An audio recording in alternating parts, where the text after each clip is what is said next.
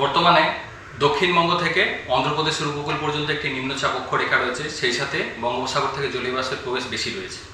গত 24 ঘন্টায় পূর্ব পশ্চিম মেদিনীপুর, বাঁকুড়া, পশ্চিম বর্ধমান এই জেলাগুলোয় দু এক জায়গায় হালকা থেকে মাঝারি বৃষ্টিপাত হয়েছে। তাপমাত্রা দক্ষিণবঙ্গে সর্বোচ্চ তাপমাত্রা 32 থেকে 36-এর কাছাকাছি ছিল, উত্তরবঙ্গের ক্ষেত্রে কিছুটা কম।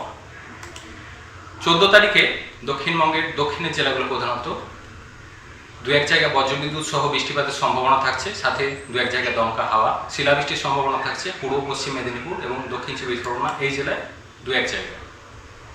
15 তারিখে প্রভাবটা অনেকটা কমে যাবে, তবে 15 তারিখে প্রধানত উপকূলের কাছাকাছি জেলাগুলো দু এক জায়গায় হালকা বৃষ্টির সম্ভাবনা। 16 তারিখে আবার কিছুটা বাড়বে প্রভাবটা, ম্যাক্সিমাম প্রভাবটা থাকবে মেনলি 16 তারিখে দক্ষিণবঙ্গের জেলাগুলিতে।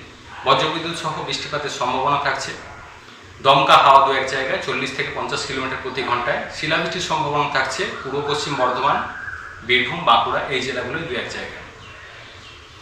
17 তারিখেও দু এক জায়গায় বৃষ্টিপাতের সম্ভাবনা থাকছে বজ্রবিদ্যুৎ সহ দক্ষিণবঙ্গের জেলাগুলিতে।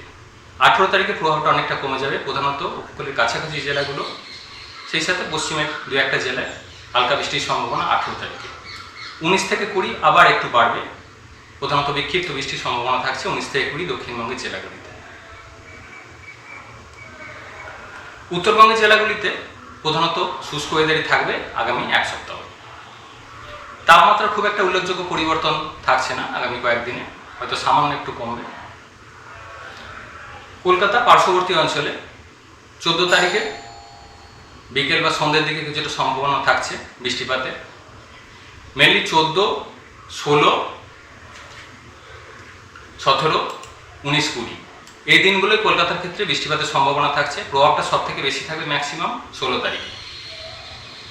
দার্জিলিংয়ের জন্য প্রধানত শুষ্ক ওয়েদারই থাকবে, আংশিক মেঘলা আকাশ, বৃষ্টিপাতের সম্ভাবনা থাকছে না খুব একটা।